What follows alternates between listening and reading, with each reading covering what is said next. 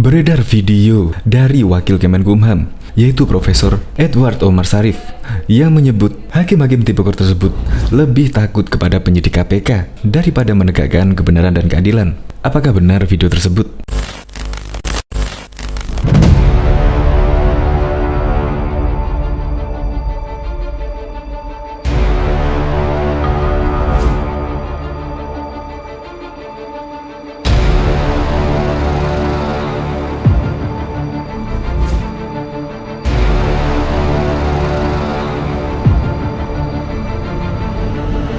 Ya, memang itu adalah video lama. Video tersebut dibuat pada tahun 2019 yang lalu. Video itu juga sempat viral pada tahun 2019 yang lalu, pada waktu revisi Undang-Undang KPK. Dan sekarang pun juga viral pada saat semua warga negara Republik Indonesia tentunya menyoroti tentang KPK yang framing dilemahkan oleh pemerintah. Akhirnya pun sekarang ini viral juga. Dan akhirnya Profesor Omar Syarif pun mengklarifikasinya. Dan Profesor Edi, yaitu Wakil Menko Polhukam, menyayangkan dengan video tersebut diviralkan kembali.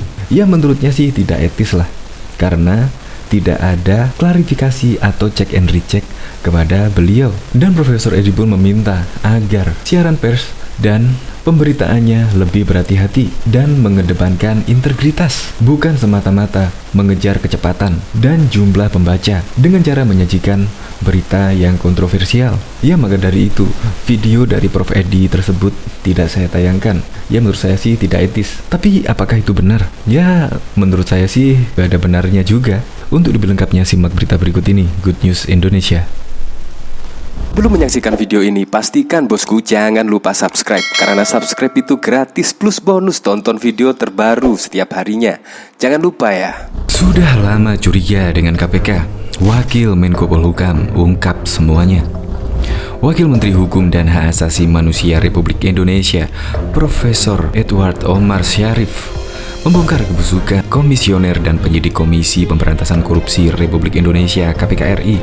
Keburukan KPK RI melengkapi bau busuk sebelumnya, di mana karyawan dan penyidik dikuasai kelompok Taliban di bawah geng Novel Baswedan dan Yudi Purnomo, yang merupakan bagian dari 75 orang yang tidak lulus tes wawasan kebangsaan yang diselenggarakan Badan Kepegawaian Negara Republik Indonesia (BKNRI) 18 Maret 9 April 2021.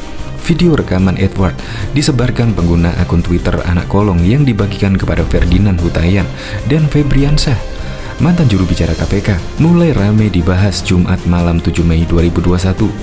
Saya yakin Profesor Dr. Erwan Omar Syarif sangat bertanggung jawab atas pernyataannya. Cuit anak kolong pukul 23 waktu Indonesia bagian Barat pada Jumat 7 Mei 2021. Cuit anak kolong sudah ditayangkan lebih dari 6.000 kali. Pesan ini saya tujukan pada lelaki cengeng Febri Diansah dan begundal-begundal KPK RI yang tak tulus TWK dan masih berlagak seperti malaikat, tutur cuit anak kolong. Dalam tayangan video, Edward mengungkapkan hakim-hakim tindak pidana korupsi tipikor lebih takut kepada penyidik KPK dibanding menegakkan sebenarnya dan keadilan. Hakim-hakim tipikor itu lebih takut pada komisi yudisial daripada penegakan kebenaran dan keadilan. Apalagi kalau penyidik dan penuntutnya adalah Komisi Pemberantasan Korupsi, ujar Edward. Edward menyebut pimpinan KPK di masa lalu suka menelpon dan mengintimidasi para hakim tipikor. Belum lagi zaman KPK yang lalu itu, yang mana pimpinan KPK suka telepon hakim lalu mengintimidasi hakim. Itu terjadi, ungkap Edward. Edward berani membeberkan siapa-siapa komisioner KPK yang suka menelpon dan mengintimidasi hakim di Pengadilan Negeri Jakarta Pusat.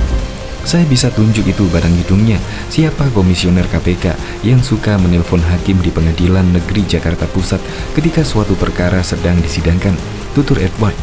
Edward menilai bahwa KPK 100% tidak murni menegakkan hukum karena telah melakukan intimidasi dan teror kepada hakim, sehingga memang 100% dari KPK itu bukan pure persoalan hukum, tapi ada intimidasi, ada teror. Apalagi hakim memeriksa itu punya track record yang buruk. Itu menjadi makanan empuk penyidik KPK untuk melakukan intimidasi, ujar Edward. Pegiat media sosial dan pengamat politik Denny Siregar mengatakan 75 penyidik yang tidak lulus TWK memang harus segera dikeluarkan dari KPK RI karena sudah menjadi duri dalam daging.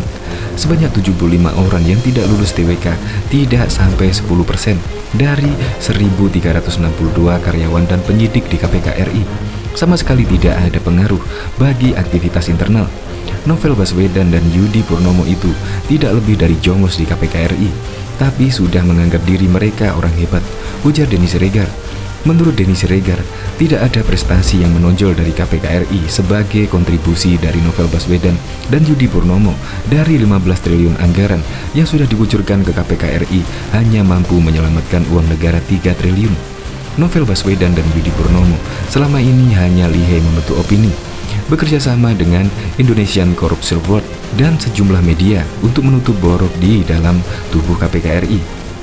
Pegiat media sosial, selaku bisnis dan pengamat politik Erizal Bandoro dan praktisi hukum Petrus Salestinus mengatakan tes wawasan kebangsaan TWK di lingkungan Komisi Pemberantasan Korupsi KPK merupakan konsekuensi logis karyawan berstatus aparatur sipil negara sehingga sebagai kewajiban menjalankan agenda politik pemerintah. Agenda politik pemerintah adalah kesetiaan terhadap ideologi negara. Pancasila berlandasan Undang-Undang Dasar 1945, Negara Kesatuan Republik Indonesia NKRI dan Bhinneka Tunggal Ika. Kata Petrus Salestinus, alih status karyawan menjadi ASN sesuai dengan amanat Undang-Undang Nomor 19 Tahun 2019 tentang Komisi Pemberantasan Korupsi KPK.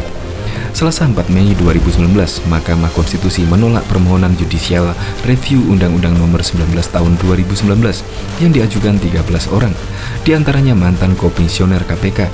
Kalau ternyata masih ada yang protes terhadap hasil TWK, justru patut dipertanyakan integritasnya terhadap ideologi Pancasila.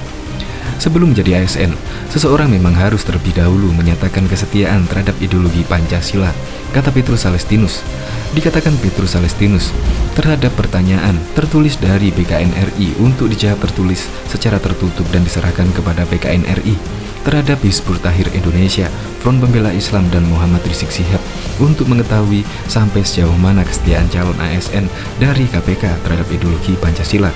Karena HTI dan FPI menolak ideologi Pancasila untuk diganti dengan ideologi khilafah.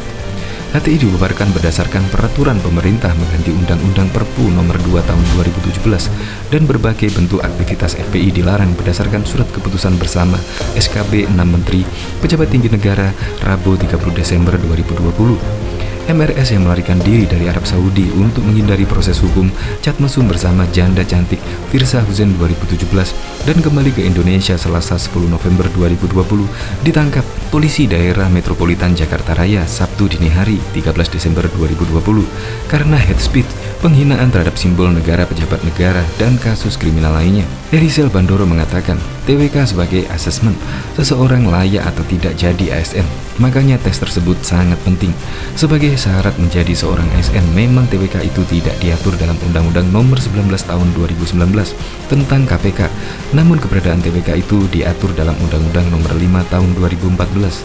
Jadi, kalau mau jadi ASN harus melewati TWK. Kalau tidak mau ikut TWK, jangan jadi ASN, karena tidak mungkin ke-75 penyidik KPK itu tidak lulus TWK. Kalau dalam jawaban tertulisnya menyatakan setia terhadap ideologi Pancasila, ujar Erizal Bandoro, yang dipermasalahkan oleh publik dan terutama anti pemerintah, menganggap TWK itu sangat politis. Tapi mengapa dalam tes itu katanya disebut ada pertanyaan berkaitan dengan pandangan pegawai KPK terhadap program pemerintah? Bahkan ada pertanyaan yang menyinggung FPI dan telah resmi dilarang pemerintah pada akhir tahun 2020, hingga pertanyaan terkait pemimpin FPI MRS. Ya, memang kalau berkaitan dengan wawasan kebangsaan, pastilah politik. Saat Anda jadi ASN, saat itu Anda bekerja sesuai agenda politik pemerintah. Ya, pemerintah yang berkuasa, ujar Erizal Bandoro. Jadi, kalau ada yang bilang tes itu sengaja menyingkirkan orang-orang yang dianggap hebat, ya, ukuran ASN bukan hanya hebat, tetapi juga loyal kepada Undang-Undang Nomor 19 Tahun 2019, Undang-Undang Nomor 5 Tahun 2014, dan Undang-Undang 45. Hebat, tapi anti ideologi negara, ya sorry saja. Silahkan cari kerjaan lain, tegas Erizal Bandoro. Menurut Erizal Bandoro, pihak yang tidak menerima TWK silahkan mengajukan gugatan ke MK.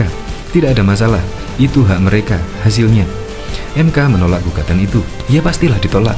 Mengapa? Tidak ada relevansinya mempersoalkan status pegawai ASN dengan pengawasan ASN oleh kepala aparatur sipil negara. dan pengawasan yang dilakukan oleh Dewan Pengawas karena keduanya saling melengkapi, ujar Erizal Bandoro.